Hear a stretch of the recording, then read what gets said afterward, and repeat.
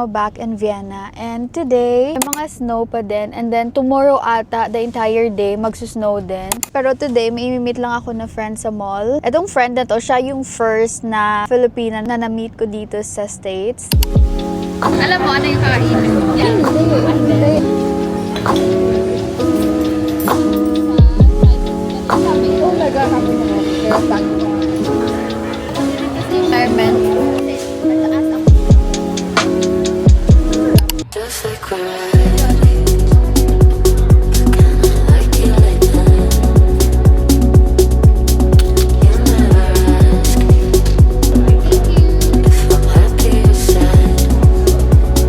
Hi, can I get the strawberry?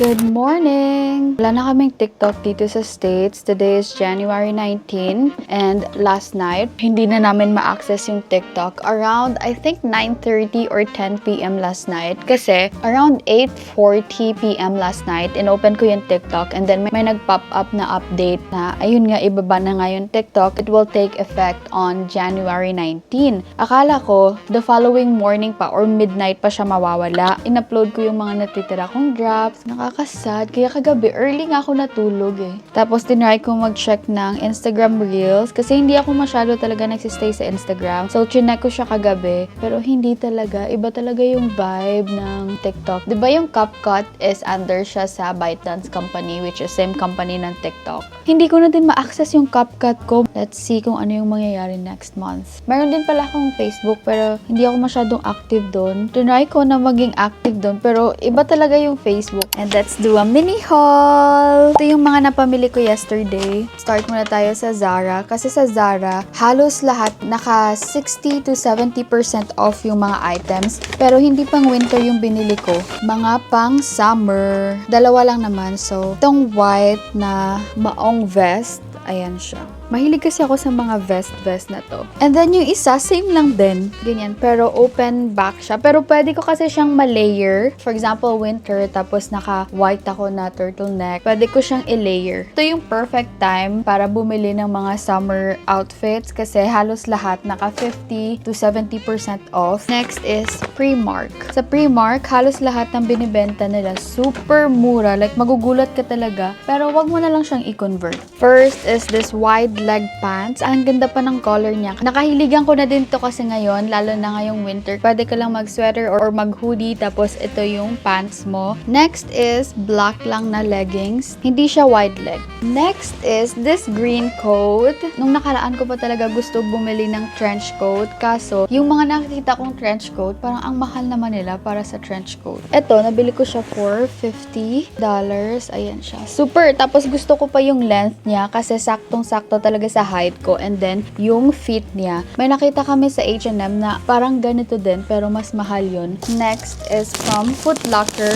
Medyas lang yung nabili ko sa Foot Locker kasi yung New Balance na malapit sa amin dito, parate silang walang size ng small to medium na socks. And naka buy one, take one siya. So, and then last is from H&M. Ang laki-laki, diba? Pero dalawa lang yung nabili ko. Pero yung isa kasi, it's a puffer jacket, kaya para siyang malaki. First is this sweater. Cute lang siya. Parang sporty girl ka dyan kahit wala kang sports. This puffer jacket. Gusto ko kasi yung color niya. Tapos super puffy niya and parang hinahag ka. Pupunta dapat kami ng farmer's market kaso umuulan so wag na lang. Pupunta na lang kami ng Unique. Yun yung thrift store kung saan ako nagtitrift. Pero today hindi ako magtitrift. Mag-drop kami ng mga damit na idodonate ko. And then mag-grocery na lang kami. Kasi parang ang sarap magtinola or magsinigang ngayon. Yeah, here. Thank you! Pupunta na lang pala kami ng farmer's market kasi hindi naman gaanong malakas yung ulan. Ooh, I can see the empanadas! I'm gonna get the beef salteñas. It's so cold, guys. I've been wanting to try this coffee shop, but every time we go here, they're full. So let's check the other vendors. Mukha na ba akong nasa Amerika, guys? Dito kami parati bumibili ng bread namin. Hi! Can I get one sourdough? Thank you! Where is the sour one? Magsa-start ng mag-snow kasi today ina-expect nila na mag 2 to 4 inches yung snow today. Nandito na kami sa coffee shop. Sobrang lamig sa labas. As in. Yung in-order ko is the Rusty Mocha. Ito kasi parating in-order ko pag pupunta kami dito sa coffee shop na to. Malapit lang kasi to sa apartment namin. Dito din ako bumili ng cake nung birthday ko and birthday ni Chris. It's full of beef inside. And then it comes with this sauce. But I want spicy. Coffee. H-Mart. Radish.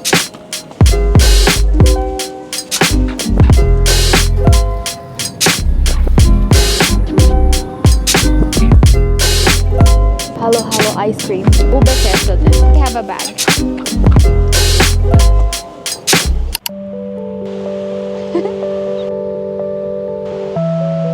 It's so nice. So pretty.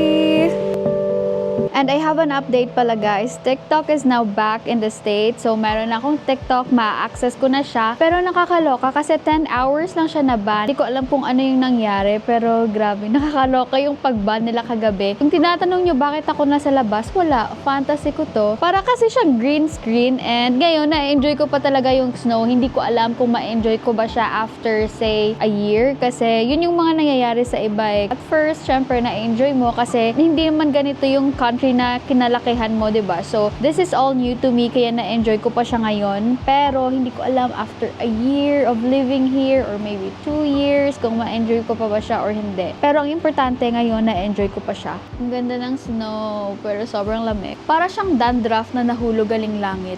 Sinigang ang masarap na ulam kasi sobrang lamig sa labas. So, yun yung lulutuin ko for our dinner.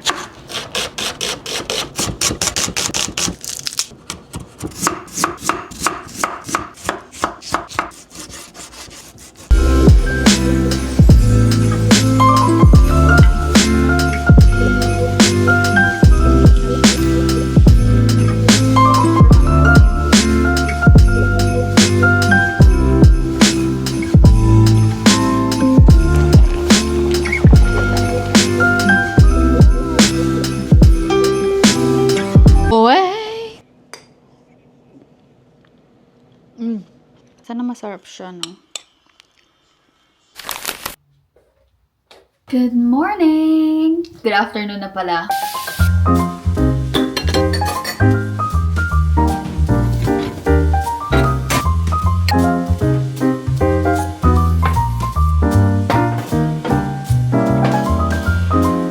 Sobrang luto na yung banana namin. So, gagawa na lang ako today ng banana bread. Pero lalagyan ko siya ng chocolate chips.